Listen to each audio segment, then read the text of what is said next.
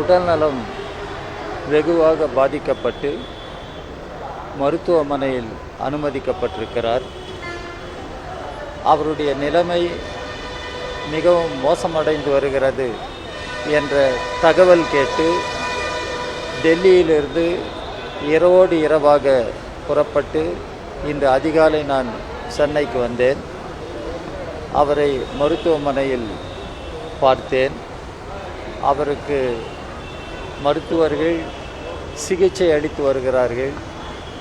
அவர்கள் சொல்லுகிற தகவல்கள் அடிப்படையில் பார்க்கிற பொழுது அவருடைய உடல்நிலை இன்னும் கவலைக்கிடமாகவே கிரிட்டிக்கலாகவே இருக்கிறது.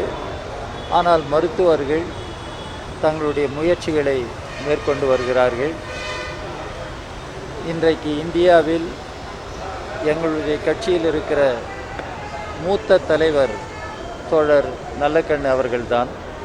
இன்னும் சொல்லப்போனால் கம்யூனிஸ்ட் இயக்கத்தின் இன்றைய காலத்தின் மூத்த தலைவர் தோழர் நல்லக்கண்ணு அவர்கள் நாட்டு விடுதலைக்காகவும் மக்களுடைய நலனுக்காகவும் தன்னுடைய சுக துக்கங்களை எல்லாம் மறந்து அர்ப்பணிப்பு உணர்வோடு வாழ்நாள் முழுவதும் பாடுபட்டு வந்தவர், போராடி வந்தவர், மிகுந்த அர்ப்பணிப்பு உணர்வு கொண்ட ஒரு நல்ல கம்யூனிஸ்ட் என்பதை நான் நினைவு கூற விரும்புகிறேன்.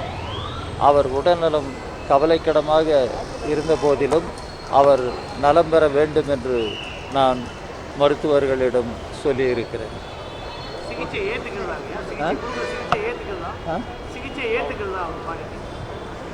டாக்டர்கள் முயற்சிக்கிறார்கள்.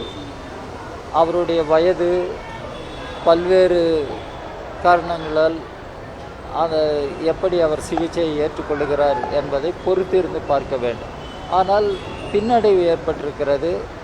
அவருடைய பொதுவான உடல் நலம் மிகவும் பாதிப்புக்குள்ளாகி இருக்கிறது என்பது உண்மைதான்.